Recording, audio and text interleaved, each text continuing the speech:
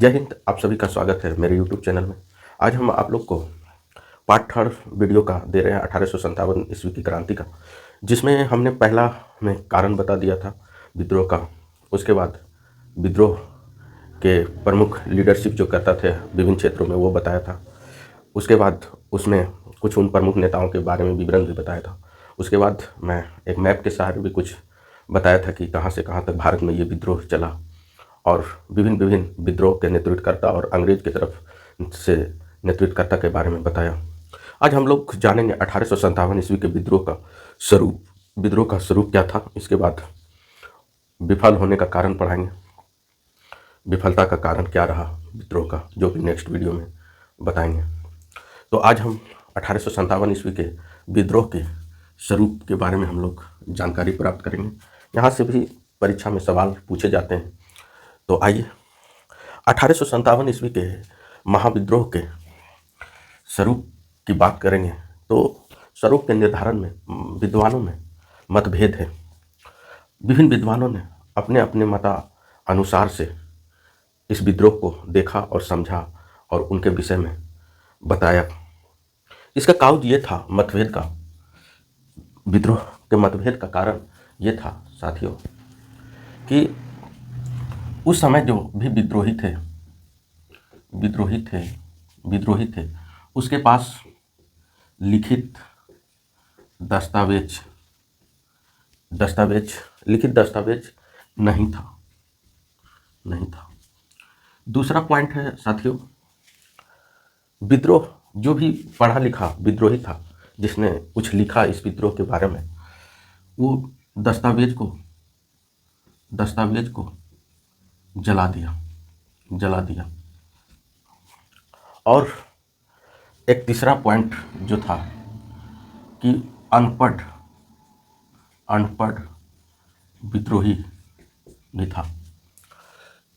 इस विद्रोह का स्वरूप को डिसाइड करने के लिए कोई ऑथेंटिक जानकारी नहीं है, उस ढंग का दस्तावेज नहीं है, क्योंकि उस समय कम्युनिकेशन का उतना साधन नहीं रहा। जो भी रहा होगा वो लिख के ही दस्तावेज लिखा गया होगा। इसी कारण बहुत से विद्वानों में ये विद्रोह के बारे में मतभेद है कि 1857 विद्रोह का स्वरूप क्या था। विद्रोह के मतभेद होने के कारण ये है कि उसके पास लिखित दस्तावेज नहीं था। कोई लिखित दस्तावेज नहीं है। दस्तावेज रहता तो उससे भी विद्रोह का स्वरूप का पता चलता। उसके बाद दस्तावेज को जला दिया गया। कुछ जो विद्रोही पढ़ा लिखा था उसने लिखा, लेकिन उसने डर से दस्तावेज को जला दिया। ऐसा इसलिए किया दस्तावेज को, क्योंकि उसे डर था कि अंग्रेज मुझे पकड़ लेंगे और कठोर यातनाएं देंगे। उसके डर से कुछ विद्रोही ने दस्तावेज को जला दिया गया।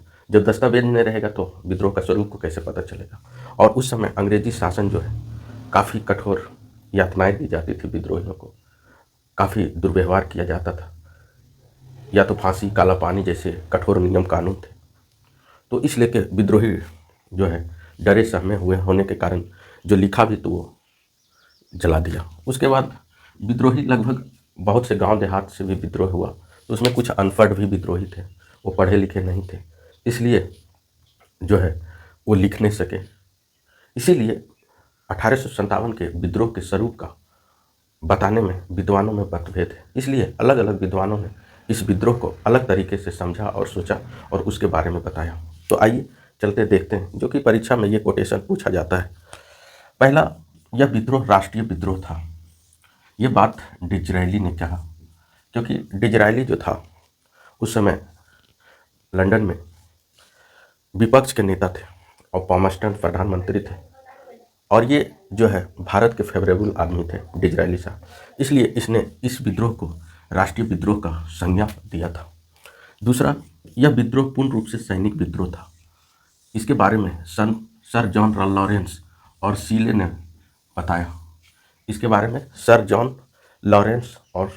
बताया। कि यह विद्रोह सैनिक विद्रोह था। उसके बाद तीसरा विद्वान बोलता है कि यह सभ्यता एवं बर्बरता का युद्ध था। टी.आर. होम्स ने बताया कि यह विद्रोह जो था सभ्यता एवं बर्बरतापूर्ण विद्रोह का युद्ध था। आप देखेंगे किस तरह से अंग्रेज़ों के द्वारा शोषण किया गया। आप देखेंगे जब बहादुर शाह जफर के बेटे पोते को शूट आउट किया गया तो वो दर्दनाक मंजर भी देखेंगे और इससे विद्रोह का कायाकल्प का पता चलेगा। उसके बाद यह अंग्रेज़ों के विरुद्ध हिंदू मुसलमान का षड्यंत्र था। ये बात बोला कि अंग्रेज़ों के खिलाफ हिंदू मुसलमान ने मिलकर षड्यंत्र किया। इसका नाम कौन दिया? जेम्स आउस्ट्रम और डब्ल्यू टेलर ने। यह ईसाई धर्म के विद्रोह विरुद्ध एक धर्म युद्ध था, क्योंकि अंग्रेज जब आए तो ईसाई मिशनरी को भी लेकर आए और काफ़ी धर्मांतरण किया गया और इसके विरुद्ध में बोला गया कि यह धर्म युद्ध था। लेकिन ऐसा बात नहीं था, क्योंकि अंग्रेज कंपनी ने इस देश पे शासन किया, धन लूटा और यहाँ के लोगों के लिए बर्बरतापूर्ण, उसके सेवा की जगह उसके साथ बर्बरतापूर्ण व्यवहार किया गया। इसलिए इसे धर्म युद्ध नहीं कर सकते हैं। ये बात L.R. रिच, जो ये सभी विदेशी ही था, जिसने उसके फेवर में बोला। यह प्रथम स्वतंत्रता संग्राम था। किसी विद्वान ने कहा कि यह प्रथम स्वतंत्रता संग्राम था, यह पूछा जाता है, और सुनियोजित युद्ध था। यह बात B.D. सावरकर और अशोक मेहता के द्वारा कहा गया। उसके बाद यह ना तो प्रथम, ना ही राष्ट्रीय और ना ही स्वतंत्रता संग्राम था, या ना तो प्रथम न राष्ट्रीय था और ना ही स्वतंत्रता संग्राम था। ये बात जो है R.C. मजूमदार साहब ने कहा इस विद्रोह का। उसके बाद उस समय के गवर्नर थे कैनिंग। इसे सैनिक विद्रोह का संज्ञा न देकर जन विद्रोह कहा। ये बात लॉर्ड कैनिंग साहब ने कहा, लॉर्ड कैनिंग ने कहा। इस रूप से विभिन्न विद्वानों ने इस विद्रोह को डिफाइन किया, और जिसमें महत्वपूर्ण है, ये पूछा जाता है परीक्षा में कि यह राष्ट्रीय विद्रोह था, डिजरायली। यह भी पूछा जाता है यह पूर्ण रूप से सैनिक विद्रोह था, जॉन क्लॉरेंस और सीले। उसके बाद पूछा जाता है, यह 3 को पूछा जाता है, यह प्रथम स्वतंत्रता संग्राम था, B.D. सावरकर और अशोक मेहता। यह काफ़ी इंपॉर्टेंट है। कभी कभी ये भी पूछता है, यह ना तो प्रथम, ना ही राष्ट्रीय, ना ही स्वतंत्रता संग्राम, R.C. मजूमदार। तो ये पार्ट 3 है वीडियो का। तो पार्ट 3 तो हो चुका है, ये पार्ट 4 है विद्रोह का स्वरूप के बारे में। अब 3 क्लास और होगा, उसके बाद 1857 ईस्वी का विद्रोह खत्म हो जाएगा। तो आप इसका स्क्रीनशॉट लें और इससे फ़ायदा लें। Thank you so much, all the best.